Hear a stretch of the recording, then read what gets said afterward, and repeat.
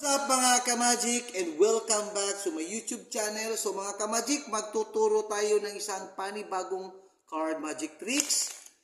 Self-working card magic tricks ito mga ka-magic. Super impressive, napakadang impact ito na tricks kung iyong gagawin sa inyong mga kakilala. Like for example, malapit ang Christmas mga ka-magic, ito na ang iyong ipipresent. Napakagandang impact sa lahat ng audience.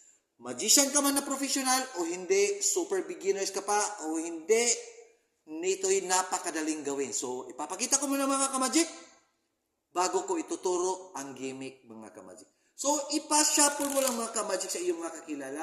Kuha ka lang ng isang deck na card, 52 cards man yan. So, bigay mo sa iyong mga kakilala mga ka-magic, sila na bahala mag-cut, sila na bahala mag-shuffle-shuffle, then sila na magbahala magkarambula mga ka-magic, sila na lahat mga ka-magic, kahit ano pang gawin nila, karambulahin pala nila mga ka-magic. Then, ang gawin natin mga ka-magic is yan ha. Then, kukuha ako mga ka-magic ng prediction na isang card mga ka-magic. Pero, isa lang muna kukunin mga ka-magic.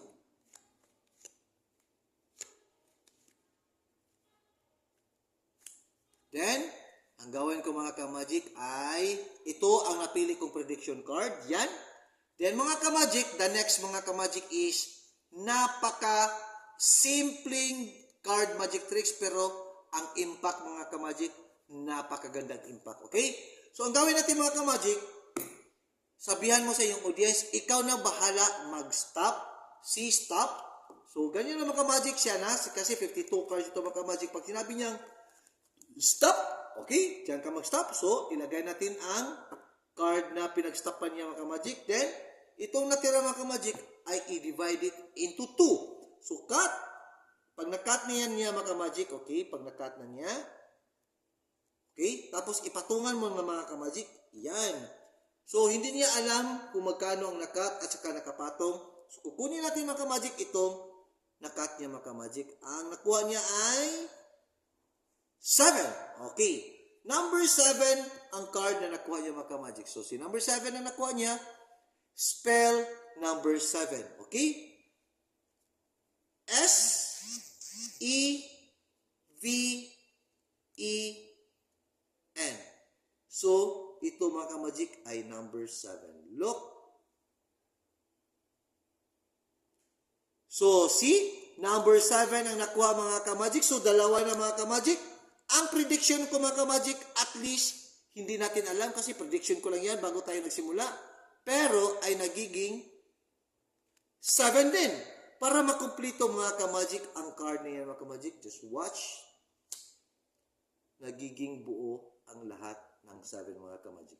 7, 7, 7, and 7. Napakagandang magic tricks mga ka-magic. So, ang tutorial kung paano ginawa, ganito lang mga ka-magic.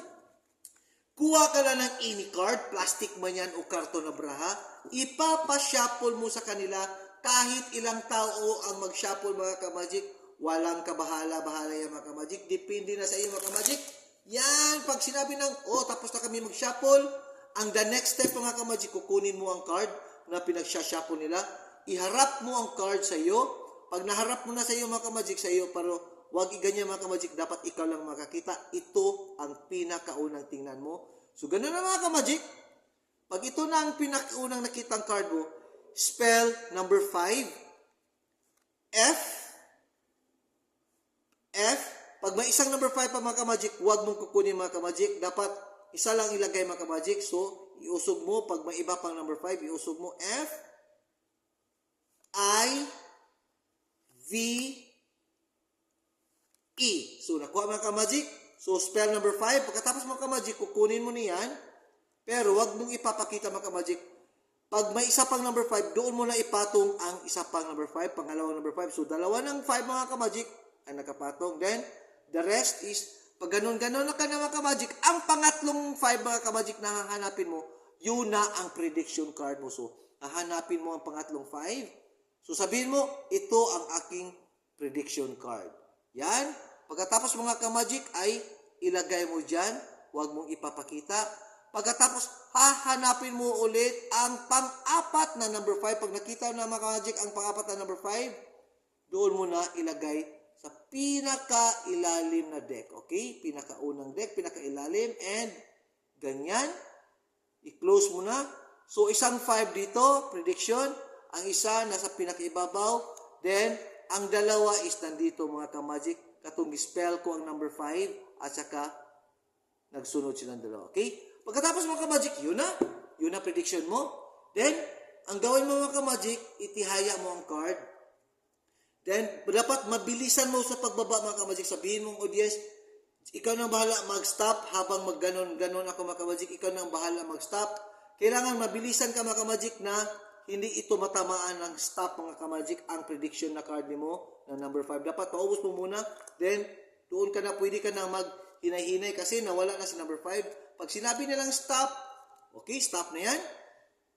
Itabi mo muna yan, ang isang card. Pagkatapos mga ka-magic, kasi ang isang 5 nito mga ka-magic ay nasa pinakaunang deck. Okay? Nasa pinakaunang deck. Tapos, itaob mo. Ganyan. Sabihin mo ang audience mga ka-magic, cut it into 2. Okay? Cut it into 2. Kasi nandito si number 5, patungan mo mga ka-magic. Yan! So, sasabihan mo mga ka-magic, okay? Kukunin natin itong pinatungan natin ng card. Ito ang ating babasahin. Okay, number 5. So, dito ka na mga ka-magic kukunin yung pinakaunang gi-divide mo na card. Spell 5. F-I-V-E. So, yun ay number 5. Yun. So, dalawa na mga ka-magic. Ang pangatlo ay yung prediction. And, tatlo na para makumpleto ang number 5 is here. Yun, di ba? Napakagandang magic tricks sa pang-Christmas o pang-New Year. Kayo na mag-perform para kayo ay bibigyan ng pamaskong handog at Emilio Pamasko. Emilio Aguinaldo pala. Sorry. So, yun na mga ka-magic ang ating bagong card magic tricks. And thanks for watching and see you for the next episode. Kung bago pa lamang ka sa aking video, please press the notification bell para updated ka sa aking mga magic tutorial. Thanks for watching and Viva Tisus!